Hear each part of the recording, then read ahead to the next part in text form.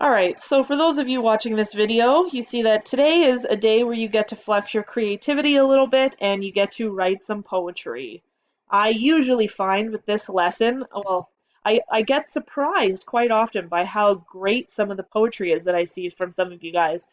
I know some students who struggle with the more concrete, procedural kind of writing oftentimes flourish when it comes to the creative poetry. So I'm just going to go through this lesson and talk to you about the different aspects of poetry and sort of what the expectation is for the lesson. So, maybe you've had formal lessons on poetry before, maybe you haven't. I'm just going to skip through all of this.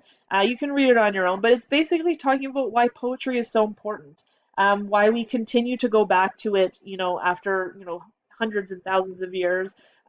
We sort of keep coming back to it because it's a valuable style of writing. Okay, so this portion of the lesson here talks about the different types of poetry. Basically, when it comes to writing your own creative poetry, I wanted to give you lots of different frameworks for what those poems might look like. So let's just quickly go through some of these different types of poetry. So a ballad is an old style of poetry, usually used to tell really narrative style poems. A ballad usually has stanzas. So if you've ever looked at a poem, it looks like there's little kind of paragraphs within the poem. Those are called stanzas. And each stanza is made up of 7, 8, or 10 lines and usually ends with 4 or 5 line stanza. So this is a fairly prescribed style. Or format, I should say. If you're going to write a poem, it has to have sort of stanzas that have 7, 8, or 10 lines, and then the final stanza of the poem wants to end with 4 or 5 lines. Each stanza or each little mini paragraph should end with the same line, which is called a refrain. So, for example, let's see if I can find, I should have brought this up ahead of time.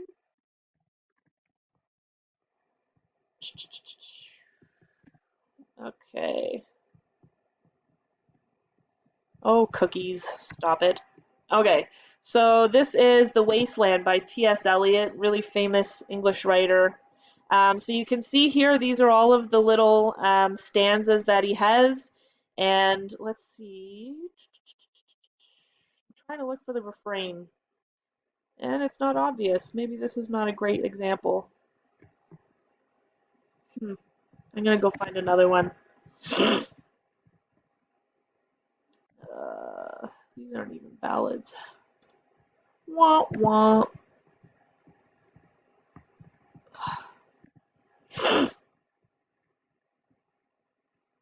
Okay, let's see if this is more.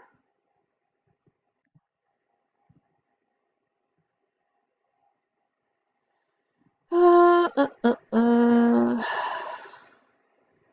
Okay, so you can see in this example here the repetition or the refrain. Refrain just means the repeated line. You have multiple stanzas that start with O, and they all sort of come through, and they each have 4 lines, but each line has a certain number of syllables. Fairly prescribed, as I said. Um, Couplet is not necessarily a poem by itself. A couplet is just 2 lines side by side that rhyme with one another. So there are other types of poetry that you might write or read that have different kinds of rhyme schemes throughout the body of the poem. And then when you get to the end, it might have 2 lines that end, for example, oh goodness gracious, um, that will end with the same rhyming lines. And I'll show you guys an example of that as we move down. A quatrain is a type of poem that has 4 lines in each stanza. So each little mini paragraph should have 4 lines. And the second and fourth lines rhyme with each other and have a similar syllable structure. So when we get to rhyming patterns, I'll explain what I mean by that. A cinquain is a unique type of poetry. It has 5 lines. Cinq in français means 5. The first line is a single word, and it's oftentimes the title of the poem. The second line of the poem has 2 words, and they are words that describe the first line. The third line has 3 words. The fourth line has 4 words. The fifth line has 5 words. This is a much shorter poem, and as I said, fairly prescribed with the structure that you would follow. Iambic pentameter isn't a kind of poem per se, Iambic pentameter really talks about the kind of meter or rhythm that you see within the line of a poem. Shakespeare is really famous for using iambic pentameter, and basically all iambic pentameter is a stress on every other sound in a line. So I'm just really going to quickly pull something up. A lot of poetry, pardon me, even modern day poetry when we're looking at songs, right? Um, the flow is an important part of how, I was going to say paragraph, how a poem will come together. Okay, so as I said, William Shakespeare's really famous for this every other stressed syllable. So her vestal livery is but sick and green, and none but fools do wear it cast it off. So when you're reading this, you might have noticed the sort of up and down in my voice. Her vestal livery is but sick and green, and none but fools do wear it cast it off. You can't see me right now because my screen is not up, but I'm literally tapping on my hands as I read that to help me keep the beat and keep the rhythm as I read the poem.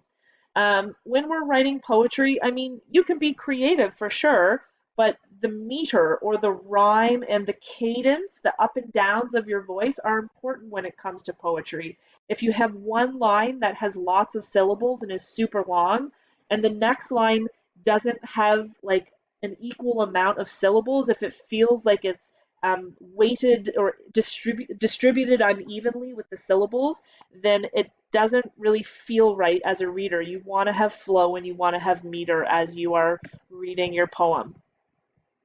A sonnet is a particular kind of poem structure that Shakespeare is really famous for. It's a poem that contains 14 lines and it ends with a rhyming couplet. Again, I'm just going to really quickly pull one up just to show you what that looks like.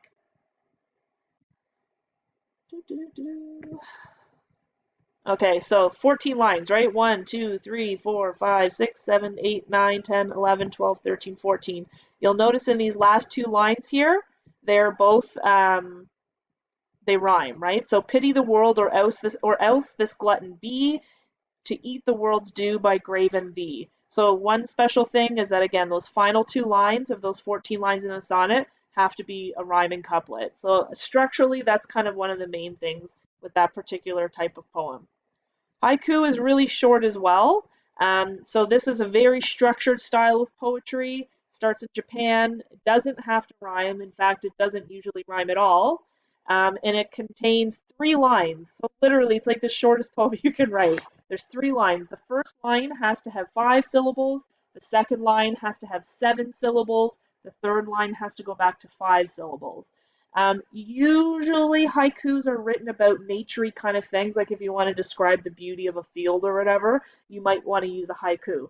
Now, as I said, it does technically only has 3 lines, 5 syllables, 7 syllables, 5 syllables, but haikus oftentimes will use multiple sets within the same haiku.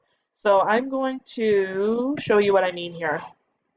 I have a couple poems here. This is a haiku. Says, the old silent pond, a frog jumps into the pond, splash, silence again. Autumn moonlight, a worm digs silently into the chestnut. In the twilight rain, these brilliant hued hibiscus, a lovely sunset. So again, these are 3 stanzas within the same haiku, but each stanza follows that syllable scheme. So look at this first line. An old silent pond. Those are 5 syllables. The second line should have 7 syllables. A frog jumps into the pond. Again, you can't see me, but I'm actually counting my fingers as I go through each line to make sure that we've got all those syllables there. Splash, silence again, 5 syllables. So they do that same thing for 3 stanzas within that poem. Um, Free verse doesn't necessarily have a structure or style at all. It's just kind of writing as things come out.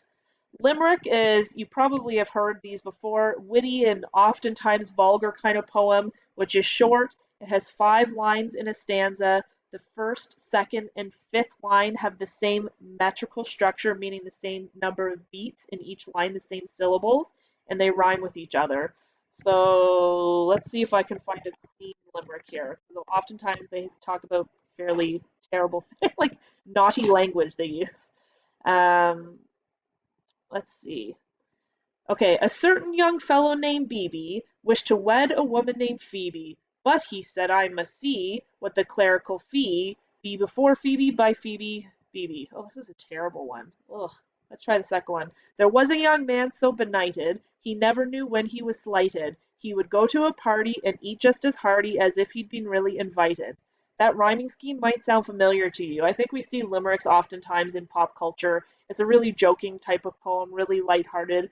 Um, One thing that I want to make clear to you guys when you're writing this poem, and something I know students, even myself as a student, I felt like I always got stuck on when we were doing poetry units when we were in school, is I felt like I had to be writing like deep philosophical stuff. And honestly, I recognize y'all are 16 years old, and some of you may have gone through really like deep, tragic things that you could write about, that like your bleeding heart can write into, and some of you haven't, and that's fine, right? I think that as long as you are being somewhat creative with your subject matter and you're following a rhyme scheme, you should be good. When I was in high school, I remember writing a poem about Jeopardy. I know the television show. So it sounds dumb, but I was creative in my subject matter. I was creative with how I approached the structure, and I remember getting a good mark on it, and I was like, thank God. Because at that point, I hadn't experienced great love in my life or anything like that. I couldn't really be deep because I was like, I feel like I don't have anything to talk about. So don't feel as though you have to write about like undying love and crazy stuff like that. Write about whatever you think is interesting. Okay, the rhyme schemes. This is something that, whether you believe it or not, you probably learned when you were in primary school. I have a kid that's in JK right now, and he was learning rhyming patterns. Well, he was learning patterns. So, for example, if you have a bunch of different colored blocks and you're going to line them up, you might have a yellow block, a red block, a yellow block, a red block, a yellow block, a red block. That would be called an ABAB pattern because you can see there's a consistent visual of how those blocks are being lined up. Does this make sense? You still there, Kylie?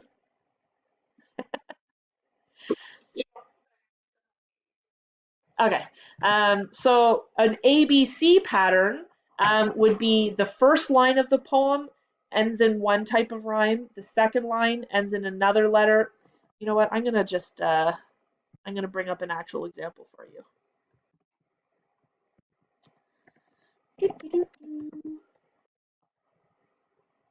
Okay, ABCD rhyme. Okay, here in your arms is where I belong. The beating of your heart is like a beautiful song. You'll notice that belong and song, that second and fourth line, they rhyme. That would be, so if you're going to be labeling them, here in your arms, arms is the first sound at the end of that line. Move to the second line is where I belong. Belong does not rhyme with arm, so you're going to label it letter B. When you get to the third line, it says the beating of your heart. Heart does not rhyme with belong, nor does it rhyme with arms. So you're going to label that a brand new letter, A, B, C. Then you get to the fourth line of your poem and it says, is like a beautiful song. Well, we already know that song rhymes with belong, so it doesn't get its own brand new label. It has to be repeated with the B because it has that same rhyming sound. This maybe is a bit complicated. Does it make sense when you're actually looking at an example?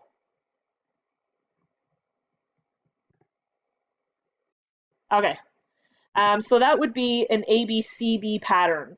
An AABB pattern is kind of like two couplets in a row, right? Because you're going to have the first and second line are going to rhyme, and the third and fourth line are going to rhyme. See if I can find one real quick. Okay. Upon a nice Upon a nice mid-spring day, let's take a look at nature's way. Breathe the scent of nice fresh air, feel the breeze within your hair. You can see that day and way rhyme, so they both have A. And we're just going through the alphabet, right? If you had a poem that had 26 lines and not a single one of those lines rhymed, you would have an A, B, C, D, E, F, G, H, I, J, K, L, M, N, O, P, Q, R, S, T, U, V, W, X, Y, Z. It would be that kind of rhyming pattern, meaning there was 26 lines and not a single one actually rhymed.